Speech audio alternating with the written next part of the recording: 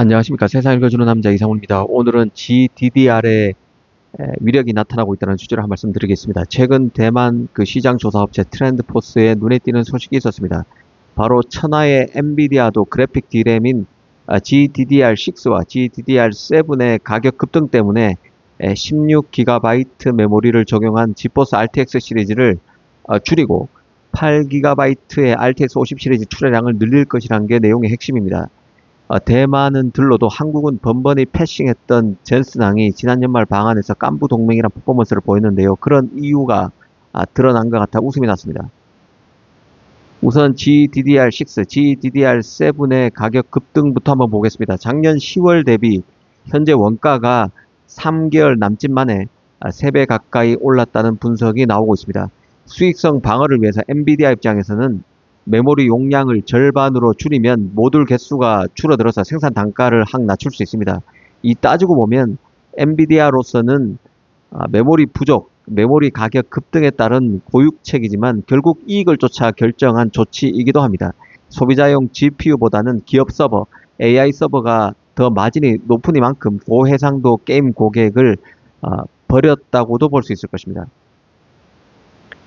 사실 그 GDDR6나 GDDR7은 이제 그래픽용에 한정된 제품이 아닌 것이죠. 그래픽 D램은 이제 단순한 그래픽용을 넘어서 AI 서버 시장의 핵심 부품으로 완전히 자리 잡은 상태입니다. 그 LPDDR, 저전력 메모리 같은 경우는 전력 대비 성능을 무기로 서버에 들어갔는데요. 이 GDDR은 HBM보다는 싸고 일반 D램, DDR보다는 훨씬 빠른 절묘한 위치를 공략하고 있는 D램입니다. 특히 AI 시장이 트레이닝 학습에서 추론, 인퍼런스로 단계로 넘어가면서 GDDR7의 몸값도 폭등하고 있는 상태입니다. 합숙용 AI 경우는 수족의 파라미터를 공부시켜야 하기 때문에 무조건 가장 빠른 HBM이 필요한 것이죠. 가격이 비싼 D램입니다. 하지만 추론형 AI는 이미 배운 내용을 바탕으로 결과를 내놓는 단계입니다. HBM만큼의 괴물 같은 성능은 필요 없지만 일반 DDR5, DDR D램보다는 훨씬 속도가 빨라야 합니다. 이때 GDDR7이 가성비와 성능을 동시에 잡는 스윗스폿이 될 수 있는 것이죠. 엔비디아의 차세대 추론 특화 모델인 루빈 CPX와 같은 제품에는 HBM 대신 128GB GDDR7이 들어가 있습니다. 이 정리하면 그 LPDDR5X나 LPDDR6 같은 경우는 AI 모델에서 초저전력, 높은 용량, 초저전력이 강점이라면 GDDR7은 압도적인 대역폭, 즉 속도가 경쟁력입니다. 속도는 보통이지만 기름을 거의 안 먹는 대형 트럭이 LPDDR로 비유할 수 있다면 GDDR은 좁지만 차선이 엄청나게 많은 고속도로에 비견할 수 있습니다. HBM과 DDR5 대신에 쓸 수 있는 GDDR만의 강점이 있다는 뜻입니다. 결국 그 엔비디아 입장에서는 한정된 삼성의 GDDR7 생산 라인을 두고 선택을 해야 하는데요. 삼성으로선 AI 서버용의 GDDR7을 납품하면 개당 단가도 비싸게 받을 수 있고 수천 개씩 묶음으로 팔 수 있습니다. 하지만 게이머용은 낱개로 팔아야 해서 마진이 상대적으로 낮을 수밖에 없는 것이죠. 성능 자체도 더 떨어집니다. 엔비디아도 삼성도 AI 서버에 더 신경을 써야 하는 상황이죠. 물량을 우선 배정할 수밖에 없습니다. 그러다 보니 고해상도 게임을 즐기는 소비자용 RTX 50 시리즈에 할당되는 D램, GDDR의 물량이 줄어드는 결과로 이어지고 있다고 이해하시면 쉬울 것 같습니다. 이제 그 GDDR은 이 게임기의 전유물이 아니라 HBM을 쓰기엔 예산이 부족한 AI 서버들의 구원자가 됐다고 볼 수 있습니다. 중소형 서버에 많이 들어가고 있는 것이죠. 삼성으로서는 이런 트렌드를 잘 활용할 여지가 있다는 생각입니다. 삼성도 엔비디아를 상대로 이 갑질까지는 아니어도 비즈니스적 협상력 을 높일 수 있는 강력한 카드들을 쥐고 있는데 가장 요긴한 게 바로 GDDR7이라는 생각이 드는데요. 이 사실 엔비디아가 AI 시장을 장악하면서 가장 무서워하고 있는 것은 공급 부족입니다. HBM만 해도 하이닉스 의존도가 높아서 가격 협상력이 흔들리자 삼성을 찾았던 게 바로 젠슨항이죠. 그래서 절실한 게 삼성의 HBM4와 GDDR7 물량입니다. 특히 그 주목해야 할 부분이 GDDR7에서 삼성의 위상인데요.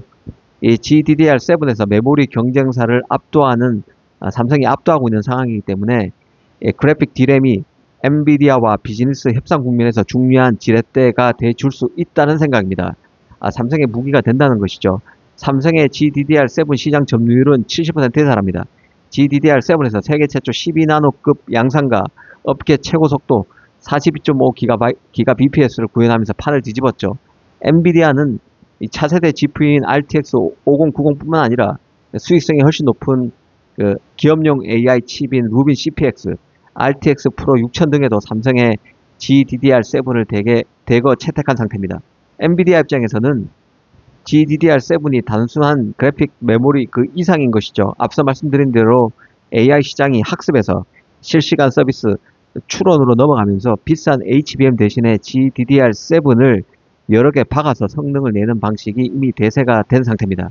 엔비디아 입장에선 이 삼성 GDDR7을 대신할 대안이 지금 부족한 상황이죠. 부재한 상황입니다. 마이크론이나 하이닉스도 GDDR7을 만들고는 있지만 삼성만큼 압도적인 양산 물량과 수율을 맞출 수 있는 곳은 현재로서는 없습니다.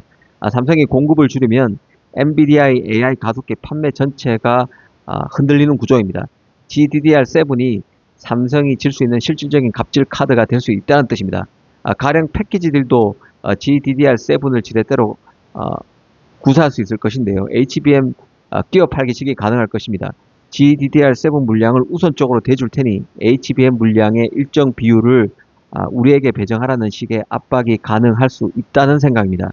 특히 엔비디아로서는 중국 수출용 저사양 AI 칩에도 GDDR7을 대량으로 탑재하고 있는 상태죠. 이 물량의 목줄을 삼성이 쥐고 있습니다. 물론 한계도 있는데요. 하이닉스도 지금 40GBps급 GDDR7을 개발을 완료하고 추격 중인 상태입니다. 삼성이 너무 무리하게 나오면 엔비디아가 다시 하이닉스를 활용해서 삼성을 견제할 것으로 봅니다. 결국 삼성은 겉으로는 깐부, 속으로는 철저히 계산기를 두드리고 있는 이원 전략을 구사하고 있다는 생각인데요. 젠슨왕이 삼성 GDDR7 전시회 과거에 방문해서 삼성 GDDR7이 최고라고 사인까지 했었죠. 이런 공을 들이는 이유는 삼성이 맘만 먹으면 자신들의 차세대 GPU 로드맵을 망가뜨릴 수 있다는 점을 잘 알기 때문에 그랬을 것입니다. 이 소비자용 RTX 50 시리즈의 메모리가 8GB로 줄어드는 비극은 사실 삼성이 만든 GDDR7이 엔비디아의 더 비싼 AI 서버용 칩으로 우선 끌려가고 있기 때문이라는 점도 아이러니한 현실입니다. 어찌됐든 삼성으로선 HBM4 공급권을 장악해서 이를 인질 삼아서 엔비디아의 파운드리 물량을 뺏어오는 그림, 또 GDDR7의 주도권을 유지해서 AI 서버용 GDDR7 공급을 조절하면서 엔비디아의 숨통을 지는 그림, 또 엔비디아가 소비자용 그래픽 카드 메모리를 줄이면서 마진을 챙길 때 삼성도 메모리 공급가를 높여서 엔비디아와 이익을 나눠 갖는 그림.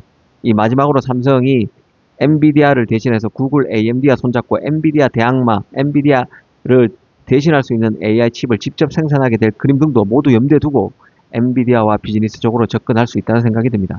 오늘은 GDDR7의 전략적 가치에 대해서 한번 생각해 봤습니다. 감사합니다.